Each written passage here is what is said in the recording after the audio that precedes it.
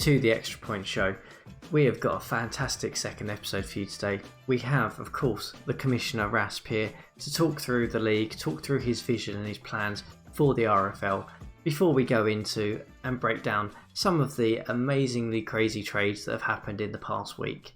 That and more to come on today's show. Alright, so of course we've got our first segment of the episode for this week, and well, we have got an absolutely blinding session coming up really. We have managed to secure none other than the Commissioner of the RFL to take us through all kinds of things about the league and everything, to try and give you a bit of the immersion, a bit of the feeling and a bit of the idea, where the idea kind of came from really, and of course it's none other than Rasp to talk about this. Rasp, it's great to have you on our second ever show. How are you finding sort of the league going on, sort of the startup? How excited are you at the moment? I am super excited. It was an idea that I've always been nostalgic of the historical NFL periods, and did not realize how many other people were actually interested in the same type of nostalgia. So I'm like super excited. We filled up our teams this week, and we have some other people that are on the wait list. So we start off on Tuesday. Very happy. Yeah, absolutely. I mean, it's been fantastic to see the pickup from just a few short weeks to now the league being full, oversubscribed really at this moment in time. It's fantastic to see the new league kind of kick off like this. And you kind of dive straight into sort of the first question I really wanted to ask you, and that was, tell us a little bit about your background in draft day sports, pro football in general, sim leagues, etc. And what kind of led you down the path to deciding that you wanted to start your own historic pro football league? Yeah, so I mean, I go way back. I know your last video you kept recognizing. I wasn't even born when these people were. Yes, yeah. Made me feel very old. Because I was born. I was only 6 though. But the I've always grown up on all the different football games. I mean, even from a Atari generation where you had 6 players on there. But I've always had this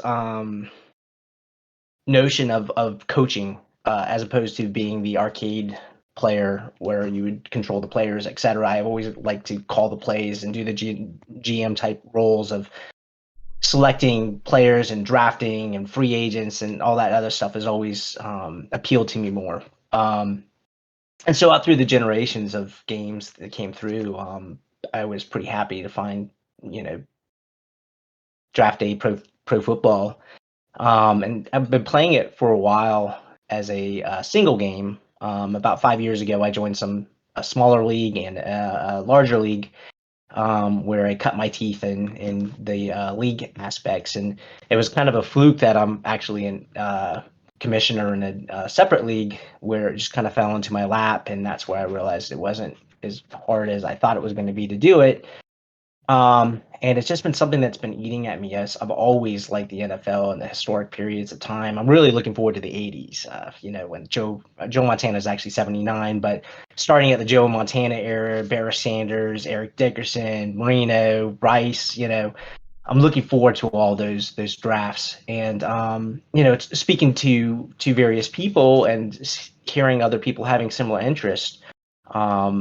It's been a great ride, and that's where I really kind of picked up from there, and just use other people's energies to really drive this with advisements of a very wise individual, yourself, on how to build a league. So thank you for all your support. No problem at all. I mean, when you sort of suggested this as a league, it immediately got my excitement going, because I think this is the first multiplayer league for draft day sports pro football where the league has essentially gone through right from the beginning, from 1976, and it's going to run right away through until the modern era. And I'm really excited to see how that goes, and it's great to hear a little bit of your background as to what sort of drove you down this path really. And as you said, some of the greats coming up, and you mentioned some names there. Are there any sort of names in the league at the moment that you're really excited to see how their careers play out here? Well, I mean, as I've been posting polls on the on our Discord channels about historic players, and I mean, there's just some super great names that we're looking forward to, and I mean, just doing polls is like, how do you choose between who's going to be the best quarterback between Greasy and Tarkenton, Namath, Stahlberg, Bradshaw? Um, it's it's hard to see who's going to do it because it's going to be based off of how the owner or the GM coaches his team. Is he going to be conservative and try to run the ball? Is he going to be or the individual going to be aggressive and pass, do a run and shoot and just go for it? And I mean, there's just so many great players. I have the Falcons who didn't have any Hall of Fame players, but I'm definitely rooting for some of my favorites here. And actually, one of my favorites of this era isn't even Hall of Fame, is Fouts. So I'm really looking forward to seeing how San Diego plays him out, because I'd like to see him make it to the Hall of Fame. Is that just because it's like one of your favourite players of all time, or is it like you just liked his style? What sort of thing did you like about Fouts in particular that you're hoping to will be emulated here, and maybe beyond where his actual career went in real life?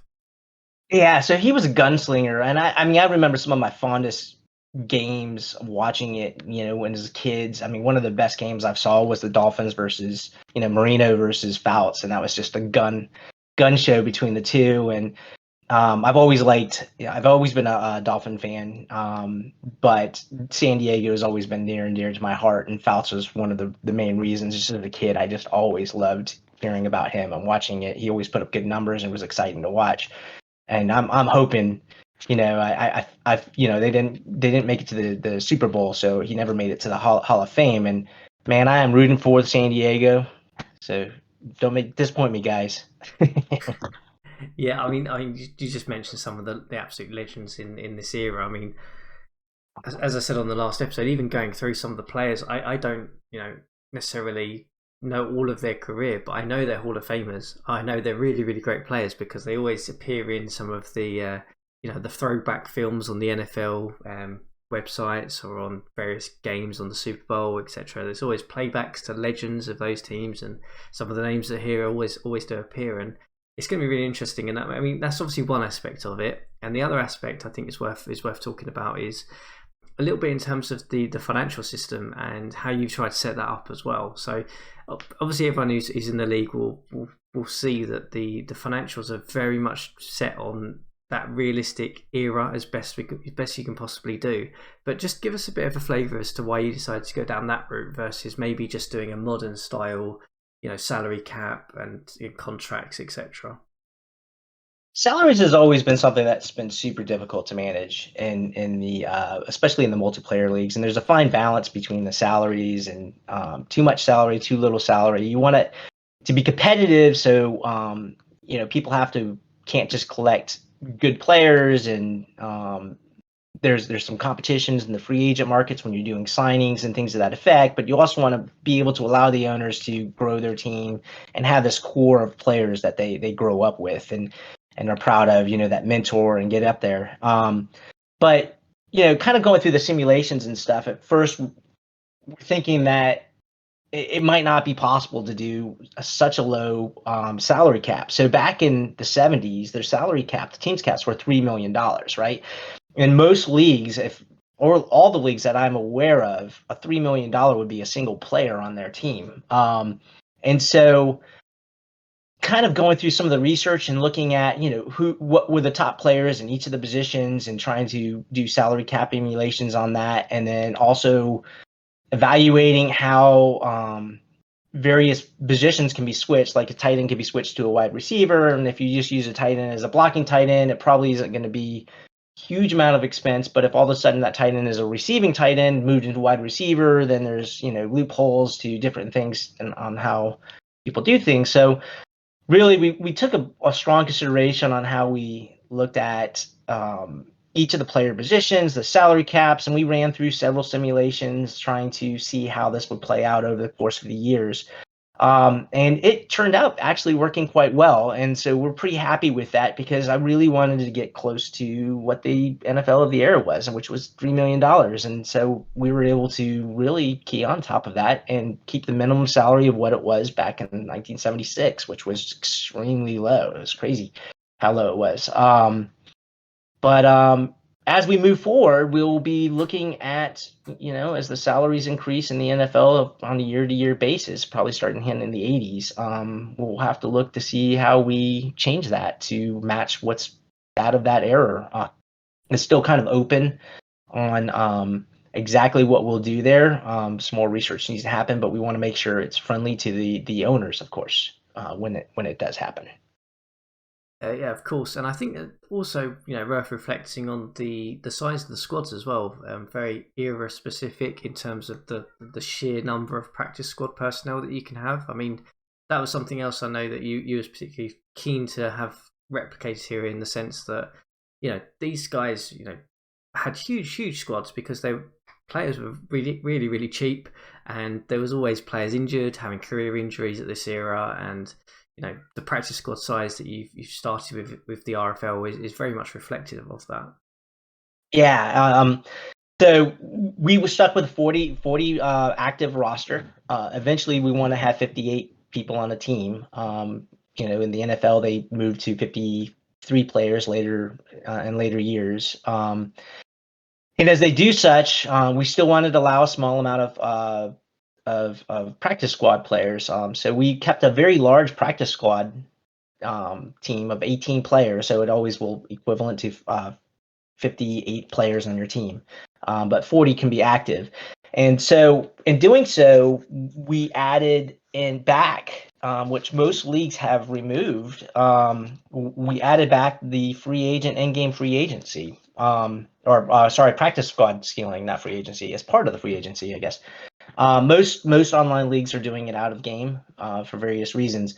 We're going to do it in game and allow the owners just to be just to have fun and stealing from everybody else.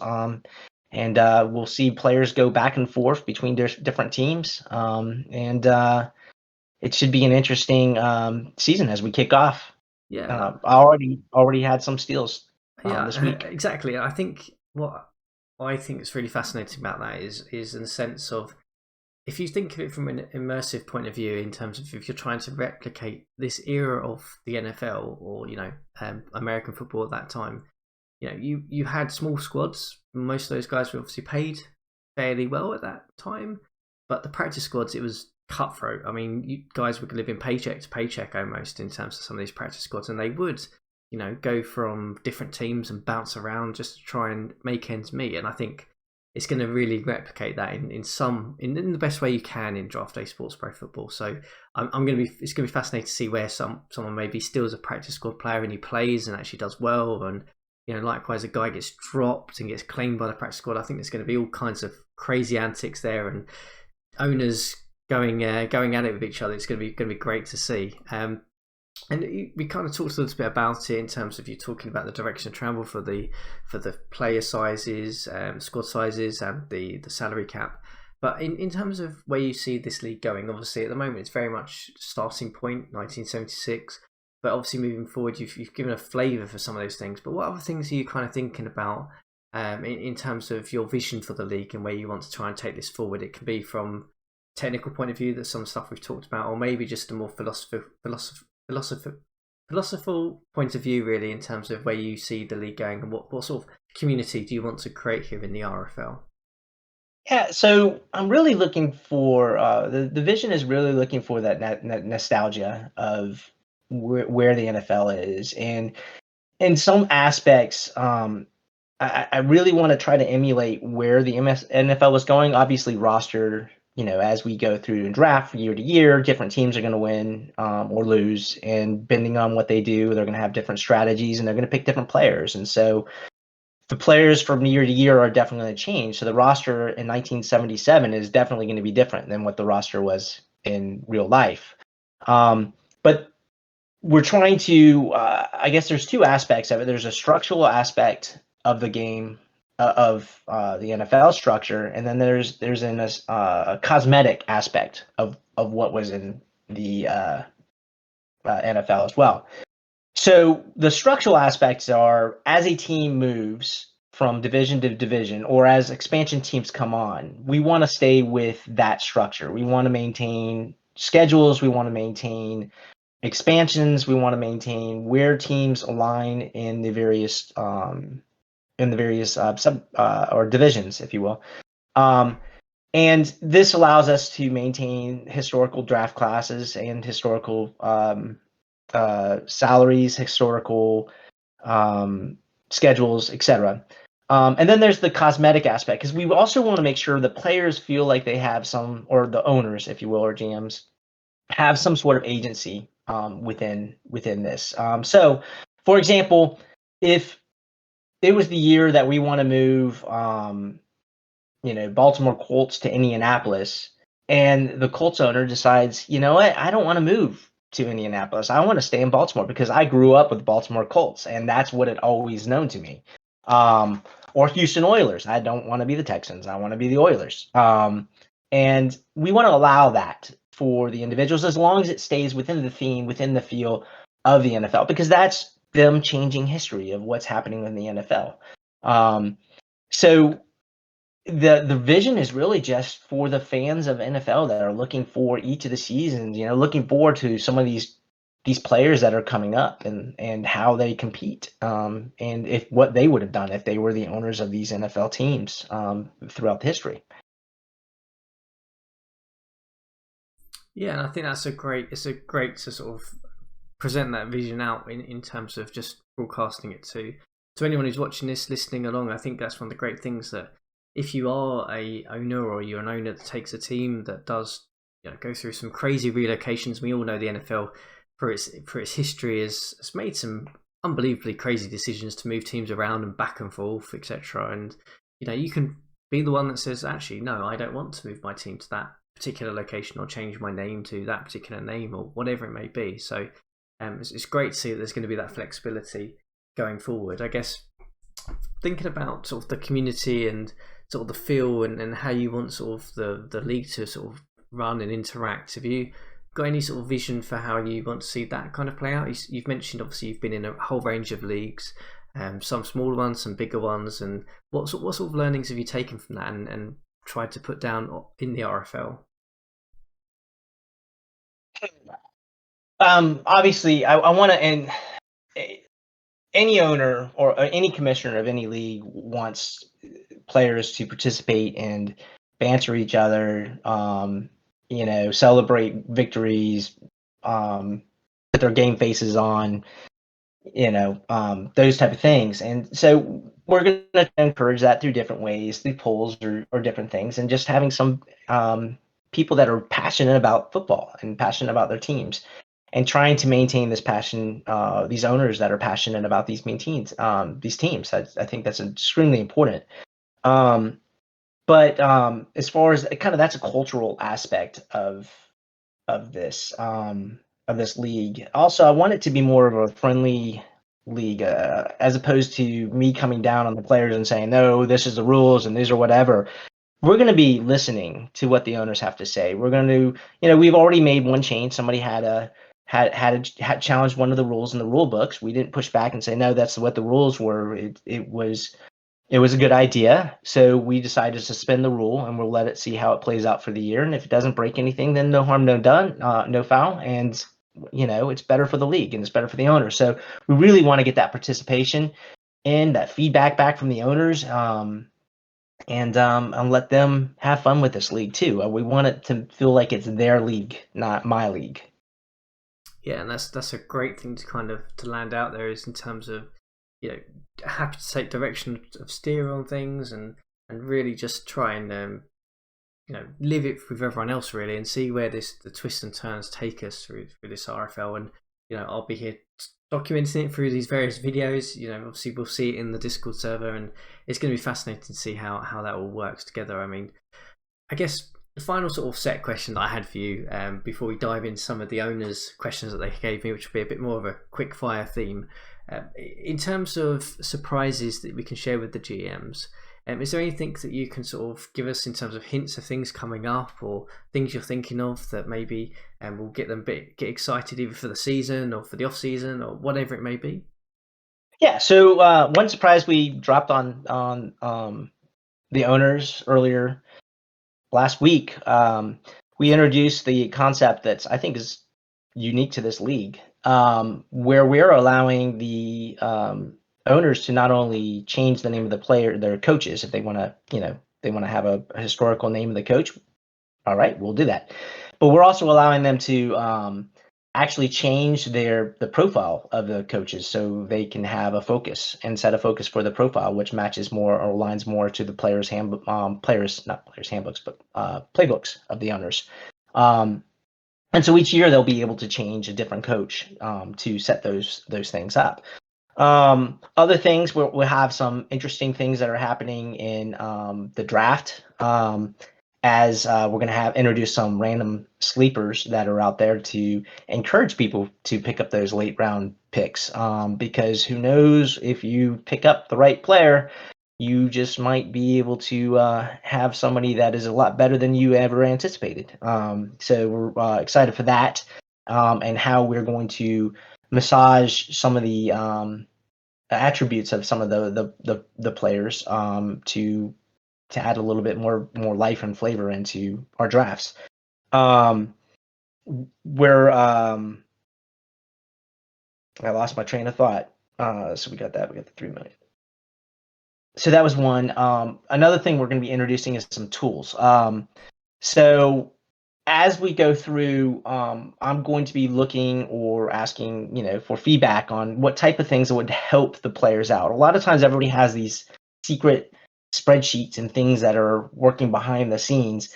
And new players often come in trying to figure out how to do stuff. And so I want to provide some tools to maybe level the playing field. So an example of one that I am currently working on, and I apologize ahead of time because I know I'm going to say this wrong, but the Wobblegong, I think is how you say it, who's the Bills owners, is also a YouTuber who puts out some different draft day sports YouTube videos.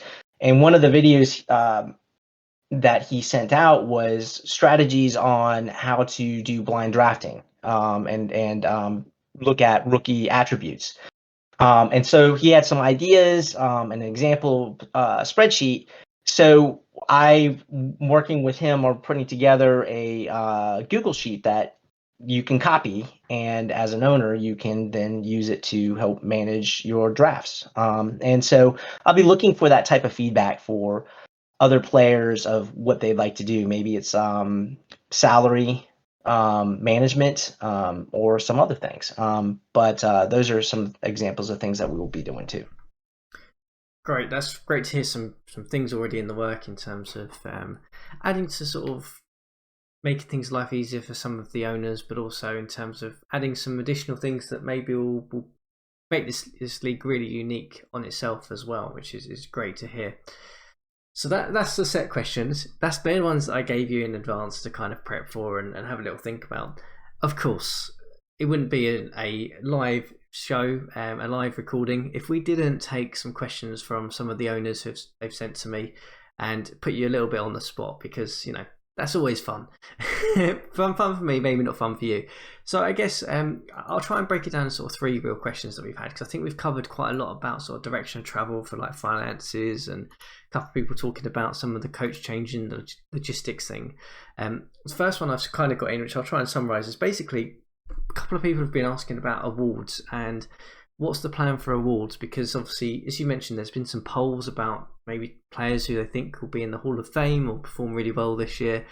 Have you had any thought in terms of how you're going to do the end of season player awards? Because I think a lot of GMs have messaged me about that, saying that they're really interested to see how how that's going to work, given that we are talking about some legendary players really through this era. Those are great questions. So there was thoughts on how we were going to do some of the awards at the end, and I'll be transparent. that is something that has been evolving, and has not been finalized on how exactly we want to do stuff. But looking at some of the other leagues, I feel like there are some really great ideas out there that I'm probably going to use as a foundation. Um, but another one is, I like challenges of polls, weekly polls of who's going to win, right? Predictions of game predictions. And I've tested this in another league, and it actually worked out well, with the exception that for those of you in Germany or in maybe even in the UK, there was a flaw in it, which was the winner of the game predictions, whoever predicts the most games correct, I was going to give a $20 Amazon gift card for, but I didn't realize from an international perspective there would be logistical. I should have, but I didn't realize that. So I'd like to do something to that effect, but I need to figure out the logistics of how and what I would do from a monetary type reward on that aspect. But as far as like players, Hall of Fame type things, we'll try to make a production with it. Hopefully, we might get some airtime with you on some of these players that made the Player of the Year, Defensive Player of the Year, Coach of the Year, and maybe even get some interviews with them. Get them some FaceTime if they want to do. So Yeah, absolutely. That sounds like a great idea. And monetary reward aside, it sounds like a really interesting take on how to kind of do the awards, and I'm sure that's going to be something that again is very very different and very unique to the RFL. And I guess some of the other questions we've had a lot around the draft. I know you talked a little bit about the sleepers and things, but a lot of people, I guess rightfully so, are just really excited to see how the drafts are going to work out here. And can you just give us a little bit more flavour as to just to confirm, because I think that's one that I've had a couple of questions on in terms of, are the drafts going to be pure historical drafts? Is there anything else? What about the guys who maybe didn't get drafted, who then came into the league? Give us a bit of flavour of how you're thinking about taking that forward. yeah, so as far as the draft classes goes, we have historical data files that we're going to be using on a year-to-year basis. So those draft classes should play out what was in the draft. As we go through, mid-season or beginning of the season for the following year, we'll start to look through and make sure those draft files include the appropriate players that were in the draft classes. We did find some gaps. For example, Joe Namath, when he was not Joe Namath, Theismann, not Theismann. When he was drafted, he did not play that first year. Because he did not play that first year, he was left out of the draft. So we'll be scrubbing that data to make sure it's in there. We'll try to add some attributes for making those players look better, or more historically correct, and add some of the extra attributes as far as like bull rusher, or I forgot some of the pocket quarterback. I can't remember the Yeah, attributes off the top of pocket quarterback. I think there's like a dual threat quarterback. You can have like legend status, and trying to think of the other ones now.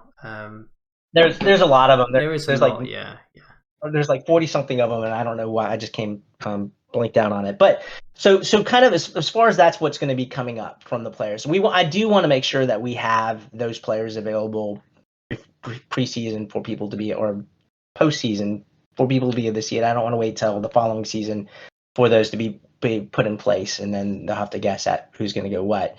But and ideally we want it to be as close to the NFL as possible, which means if you had the worst record, you would draft number one overall and continue through each draft in that pattern. The issue that we have is there's some tempting players out there, and it's going to tempt a lot of people to go, I'm not really doing that great, so maybe I'll throw some backups in or do something else. Not necessarily go for cheating to try to tank, but it could happen. Marino's up for the next draft, or Joe Montana's up for the next draft. Who doesn't want to get him on their team, right? And So because of that, we're going to utilize a lottery for the first 5 picks of the draft. And the lottery would be if you have the lowest record, if you would have been number one, you would have 5 balls in the machine and 4 balls for number two, 3 balls for number, et cetera. And then we'll do an online lottery so people can see that it's above board on who actually gets first pick, which will sometimes it's bad for some of the new owners that come in and grab a team. They're like, oh, this is the losing record. I'm going to get number one pick. And then they're surprised and thrown off on it. And that does happen. And I've seen it. But I feel, after kind of thinking about it a lot, it's just because everybody knows who's the Hall of Famers. Everybody knows who's going to be coming up in the draft. You can do some research on it because it is historical. So because of that, we want to maintain that first five pick lottery. The other thing too to note is even though the players are coming through may have been a Hall of Famer, they will be a good player, but everything that we're doing is randomized by the game. And it's randomized by the game in a way that it knows that this player is a better rated player than this player.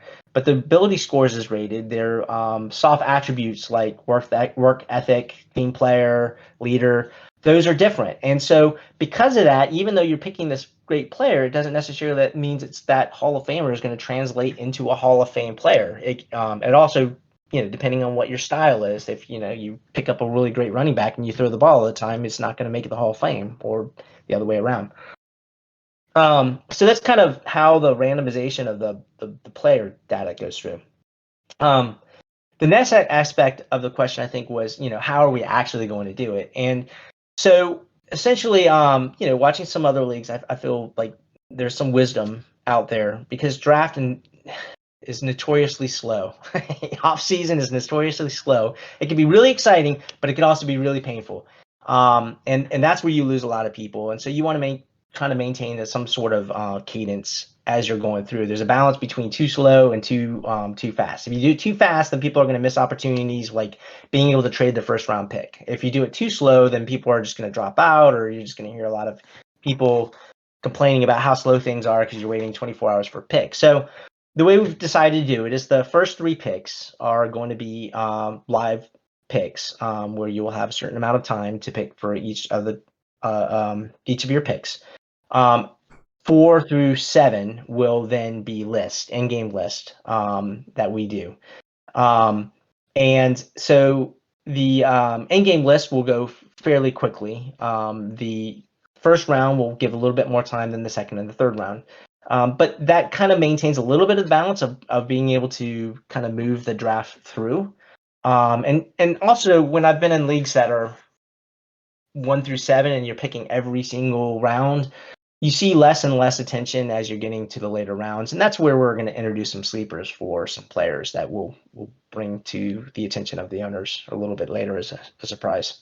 Yeah, I think we'll leave it there on that note in terms of the draft, because I think that's a nice little tangent for us to maybe come back on a future episode, and it gives me a good excuse to bring you back, Rasp, and talk a little bit about how that's going to work. But let's leave that little snippet out there for the owners to just chew over, I think. All right. And I guess that was really sort of all the main questions that we had. I mean, there were some more sort of technical questions that I think we probably wrapped up into some of the standing questions that we had. But is there anything else that you wanted to kind of share, or just anything else you're kind of just excited about? You just want to share to the RFL owners and everyone listening in?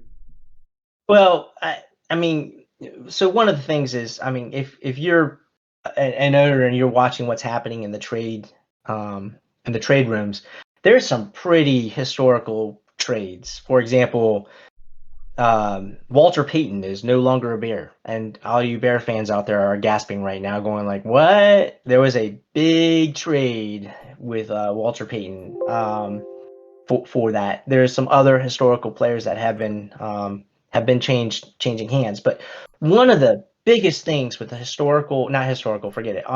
Online leagues, any online leagues, one of the biggest things that I can say to everybody is the participation in being able to do trades and filling gaps on your teams from trying to do trading.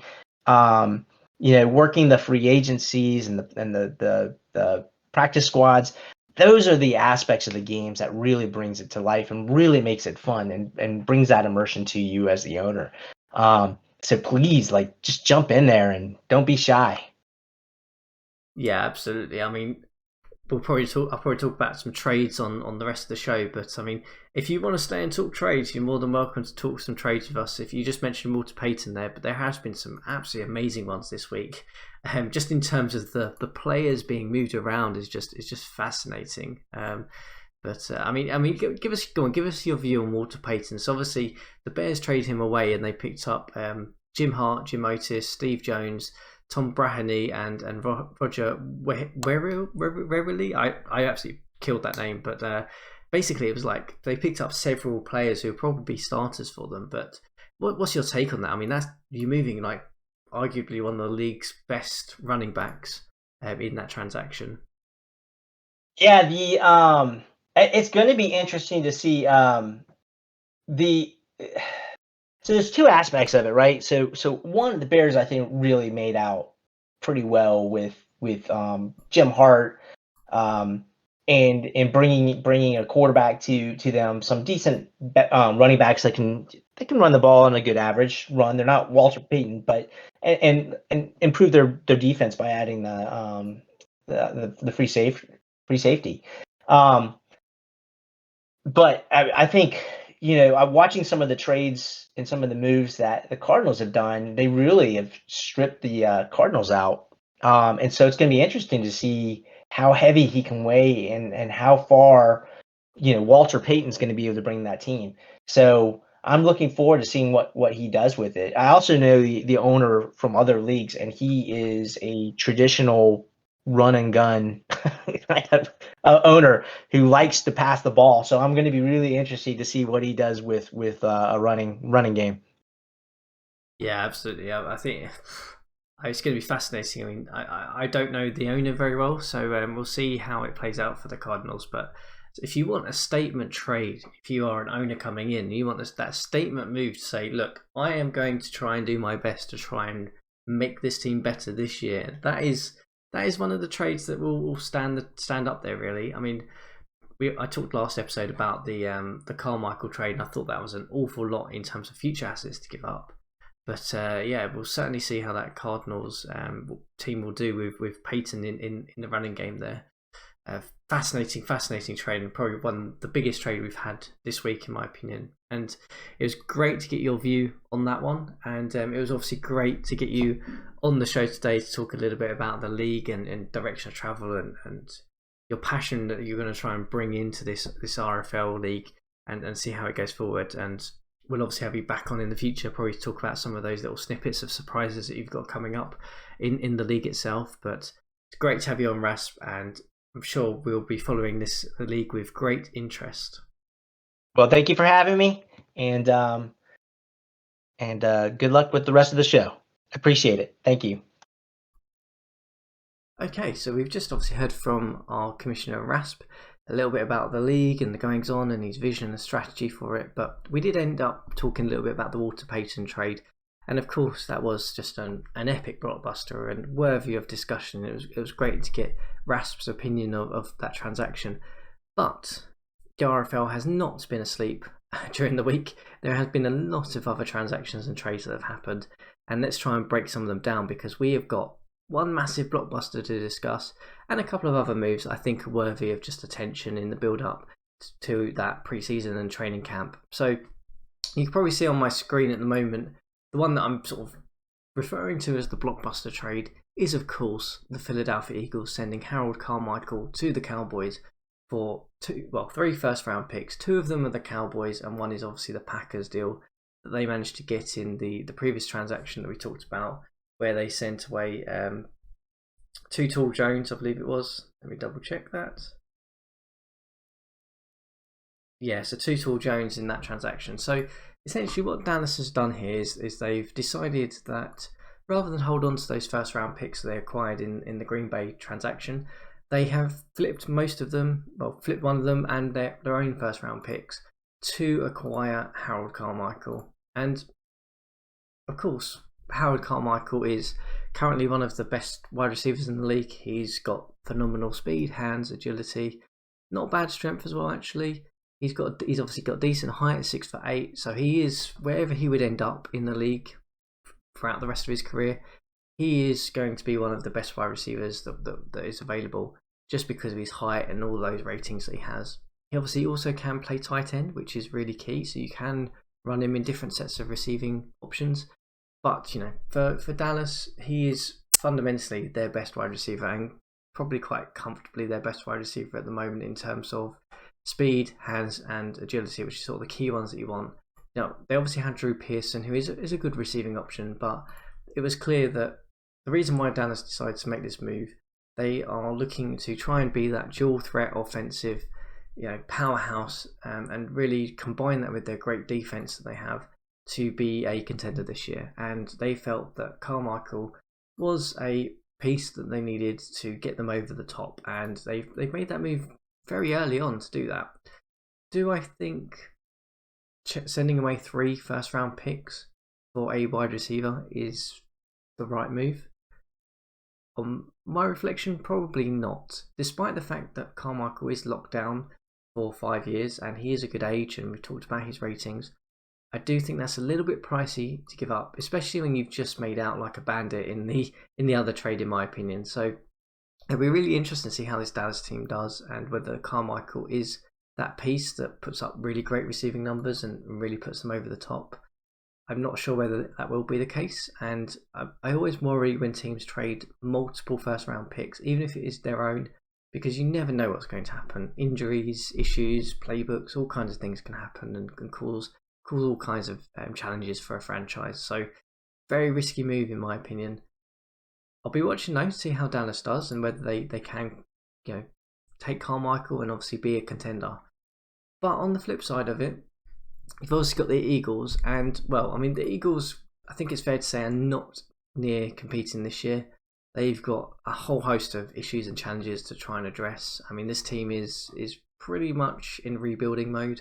So to acquire 3 first-round picks for your best receiver is a fantastic deal. And regardless of whether those first-round picks, wherever they end up, whether Dallas wins the title, does very well, the Eagles are going to be acquiring some talent. And to be perfectly honest with you, at this moment in time, the Eagles need talent. So I think it was a really, really astute move from the Philadelphia Eagles there, and I think that's going to be the trend of this Eagles team going forward this year, is going to be trying to maximise some of the assets they've got. I mean, we look at Roman Gabriel, a pretty good quarterback who's probably available, I would imagine.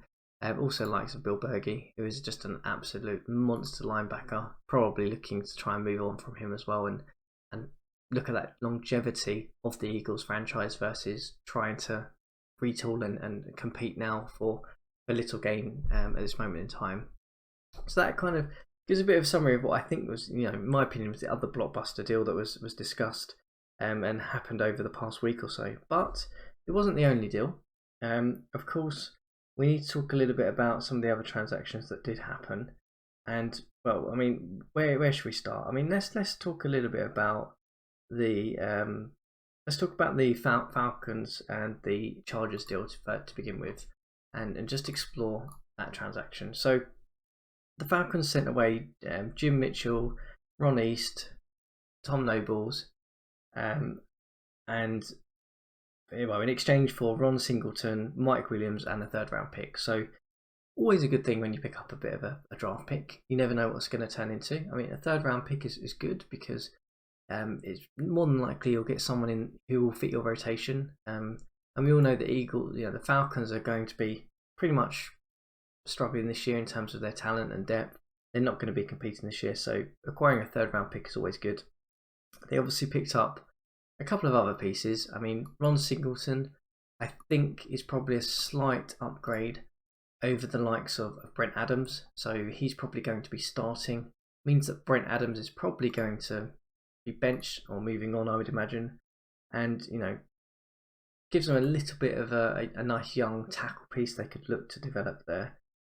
If we sort of head over to some of the other piece, which was the cornerback, Mike Williams, when I look at this, I think he's not an elite cornerback, of course not. He's young, so he's got that on his side, so he can develop probably.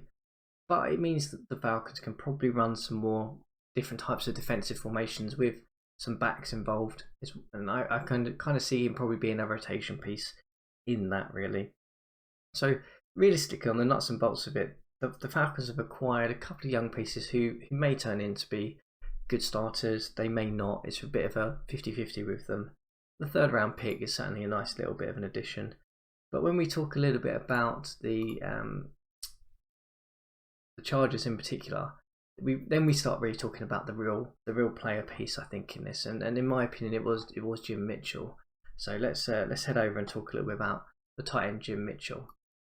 So he is, in my opinion, a really, really good tight end for this era. I mean, he can block, on both running and passing. He's got hands, he's got speed, he's got agility. I think this is a really, really good pickup for the Chargers, who obviously are going to be trying to compete now. They managed to sort of acquire him. In my opinion, the biggest piece in that transaction. Obviously, East is probably a decent defensive tackle. He's a solid rotation piece. And then got likes of Tommy Nobis, who again is a decent linebacker, but obviously aging. So in terms of where the Chargers are probably heading, they're obviously looking to try and compete now. And I think the players they've acquired in that trade, whilst giving up a third round pick and some young players who may not develop, is a really good pickup for them. So I think, in my opinion at the moment with that trade, I would say the Chargers have won that trade at this moment in time. If the likes of Williams, Singleton and that third round pick turn into amazing prospects, or they really develop, then of course the Falcons will win that trade. But on the face of it now, I think just the slight edge to the Chargers, just because of the type of players they've acquired who are ready now. And then Chargers obviously didn't also stop there. They've obviously been very active in terms of their trading this week. They obviously made another transaction with the Dolphins to, another set of player swaps really. So they acquired Jerris White, Howard Twilley and Wayne Moore in exchange for Morris and Hayes. So if we take a little look going back into the sort of the Chargers and some of the players they've acquired here. So I mean, if we look at White, so again, not particularly I wouldn't say he's an elite player, but he's certainly an upgrade over the likes of Stringer. So really nice little pick up there just to try and get out the depth pieces. And again, I always like it when teams have several backs, because you've just got more options to play with, and you can run so many different formation sets with it, which I think is really, really useful to consider. They picked up Twilley as well, who is, in my opinion, underrated wide receiver. He's obviously aging again, indicating the Chargers are obviously going for it. But if you are going for it, who cares about age at this point? He's a little bit undersized, but he's got speed, hands, fairly good agility. So again, adds to that receiving core, because gives them a different option. They can obviously go to Garrison, they can go to Dorsey, or then go to Twilley. So again, they've got three decent wide receivers now, in my opinion, out of this trade. And then they also managed to pick up a Moore here, who is a decent tackle. I mean, I wouldn't say he's elite. I mean, he probably will only be in there for run blocking situations, I would imagine. But again, depth piece. If he comes in, he's not going to be much different from Shields. And another piece to kind of just add to the mix, really. So obviously Miami did trade away several aging players who are fairly decent in ability, and let's have a little look at who they managed to pick up as well. So they picked up Morris, who again 29, he's got several years left, decent running back. Again, probably don't need him. He's probably a little bit overpaid in comparison to what else Miami have got there. And they also did pick up the strong safety Hayes, who's probably the biggest piece in it for them. So whilst Miami probably, again, similar sort of thing, they're probably thinking playoffs, probably thinking that they can obviously compete. I really like Hayes. It's again a bit of a rebalancing, I would say, between those two teams. I mean, I wouldn't say the team has won that trade. I would say it's more a case of they've both traded away similar value in terms of players. But what they've got back, it makes sense because they've got upgrades at positions where they need. Miami have managed to bring in that strong safety in Hayes, and likewise the Chargers bringing in the Nobis Nobis in terms of bringing in the likes of White, Twilly, and Moore. I mean, I say White and Twilly more than Moore. Just again rebalancing out the rosters that they have. So a fairly good. I'd say that was a good league trade if I can compare that to, because they haven't really completely rebalanced the team, the landscape, but they've just filled gaps where they needed to. And I mean, the final trade that we need to talk about is one that, again, it was a multiplayer transaction, and again, it was involving the Cardinals, of course. But it was an interesting trade for several reasons, because it was a multiplayer trade for basically picking up Henry Lawrence from the Raiders. So let's head over to the Raiders and talk a little bit about the players that they've picked up in exchange for Lawrence from the Cardinals.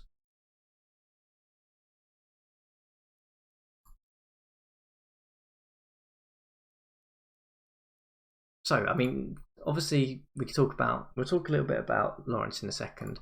But in terms of what the Raiders picked up, they picked up Al Bichamp, who is a really, really good linebacker. Obviously, he's aging now, but really, really good.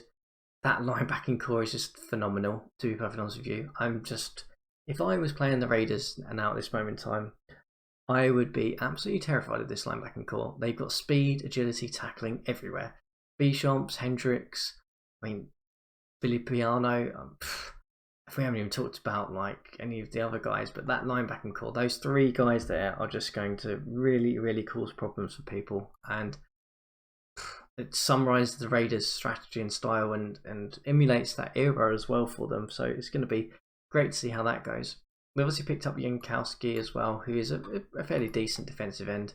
I mean, he's nothing too special. He's got some really good strength, and his speed's pretty good. So I guess they're probably looking at him as maybe like a rushing edge type guy for them. And again, probably a little bit of an upgrade over the likes of Phil Yar. So again, acquiring a bit of depth there as well is always a good thing when you're making some transactions.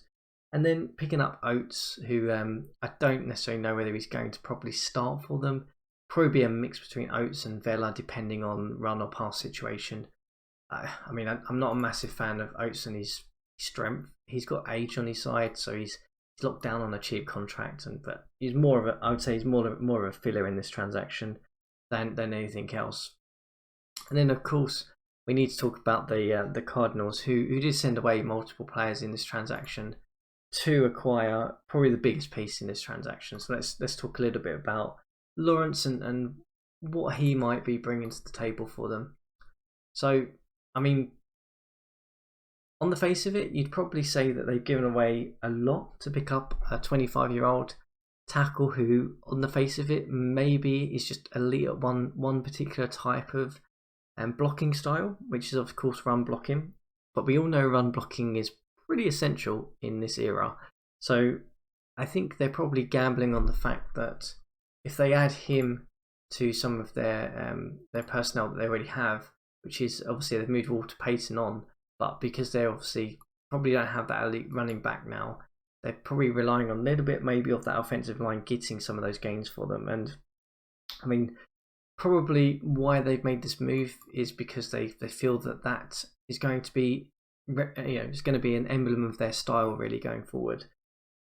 I mean, giving up Al Bichamp and Jankowski is a challenging one. I mean, particularly Bichamp, I would say, is probably a slightly better player over Lawrence, despite the age. But again, depends on how he develops. If Lawrence develops that pass blocking and that strength, and he gets to a point where he is really, really elite, then the Cardinals probably do win that transaction in the long run. But if the Raiders do go on and win a championship, and my goodness me, that linebacking core, as I said, is just going to be atrocious for anyone to play against, then I'd probably say it's worth it for the Raiders.